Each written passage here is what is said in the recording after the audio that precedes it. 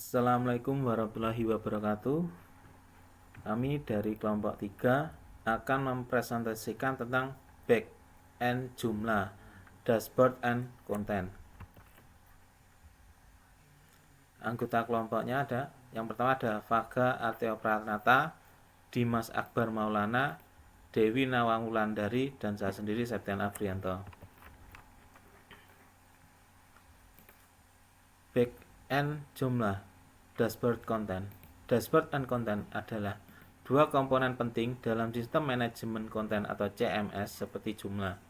Kegunakan back end jumlah menambah ekstensi baru seperti komponen, bahasa, modul, dan plugin. Mengelola template atau tema, tampilan seluruhan website, dan menambah user dengan hak akses. Yang pertama adalah dashboard. Halaman utama backend berisikan status bar pada bagian atas dan menu vertikal, serta panel utama yang berisi beberapa backend modul dengan tautan menuju bagian lain jumlah. Backend modul merupakan ekstensi yang ringan dan fleksibel untuk mengatur tampilan atau informasi lainnya. Modul memiliki beberapa jenis berdasarkan fungsinya. Kita tampilkan sebentar. Pertama kita login dulu user dan passwordnya. Ini adalah tampilan dari jumlahnya. Ada home, dashboard, konten, menu, komponen, user, sistem, dan help. Di sini ada site dan sistem. Untuk menambahkannya kita cukup mencari yang namanya add module and the dashboard. Di sini ada beberapa modul tipe dashboard. Ada action long list, administrasi, administrator menu, free display, custom, articulate, quitter, jumlah, information, dan lain sebagainya. Untuk namanya cukup klik tambah, kemudian dia akan otomatis menambahkan pada dashboardnya. Ini contoh yang sudah ditambahkan, yaitu ada popular artikel. Lanjut yang kedua. Yang kedua adalah konten yang akan dibacakan oleh Mas Vaga. Baik, di sini saya akan menjelaskan bagian konten, yaitu yang pertama artikel. Konten utama di situs web seperti artikel, blog, dan berita. Biasanya pada bagian artikel ini berisi konten yang mengandung teks dan berisikan gambar ataupun jenis konten yang lainnya. Artikel merupakan unit dasar informasi di sistem konten dan merupakan tingkatan paling bawah dari hierarki konten. Pada umumnya di situs jumlah, artikel-artikel itulah yang memuat informasi terbesar yang tampil di situs web. Di sini saya akan mempraktekkan langsung pada jumlah.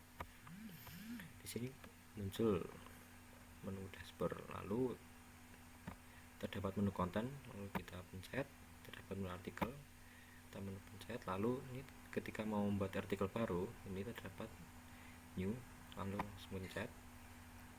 Sebelum membuat artikel kita perlu menuliskan title termasuk kayak judul dari sebuah artikel tersebut. Contoh, Aisyah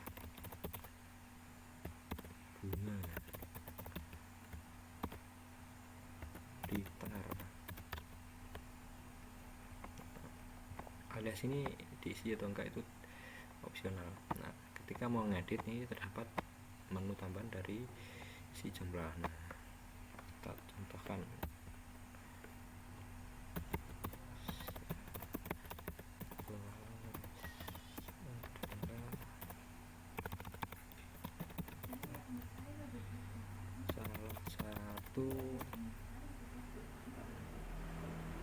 Toko bunga yang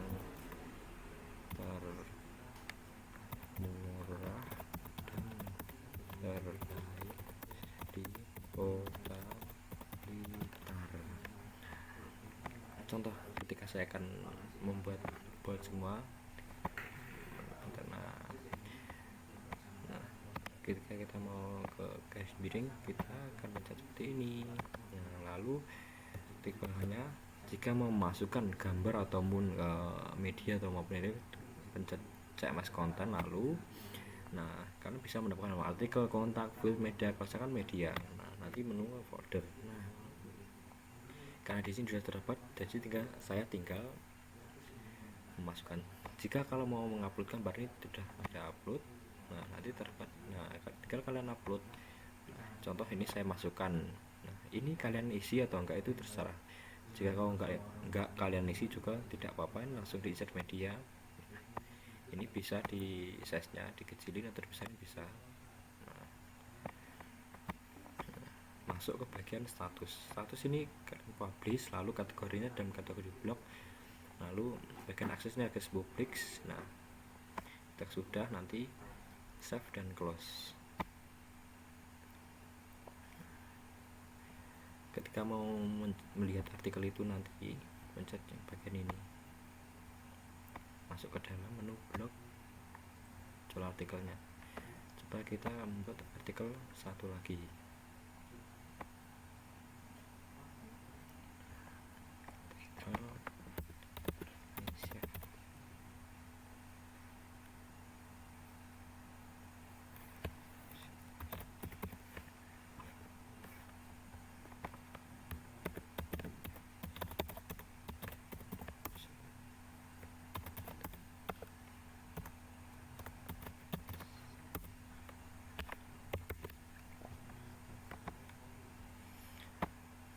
Masukkan media, kita insert, kita kecilin, lalu cek status, publish, kategorinya blog, akses publik, lalu kita save and close. Lalu kita cek blog, sudah terdapat 2 artikel. Di sini saya akan melanjutkan yang kedua, yaitu adalah kategori. Konten dapat dikategorikan untuk memudahkan pencarian dan pengelolaan. Sebuah kategori mengandung banyak artikel dan kategori lainnya. Namun satu artikel bisa juga berada di dalam satu kategori. Jika sebuah kategori berada di bawah kategori lainnya, maka disebut dengan subkategori. Kategori dikelola menggunakan manajer kategori yang dapat dijangkau di backend atau administrator dengan mengklik menu konten, lalu item menu manajer kategori. Nah, untuk tampilannya seperti ini.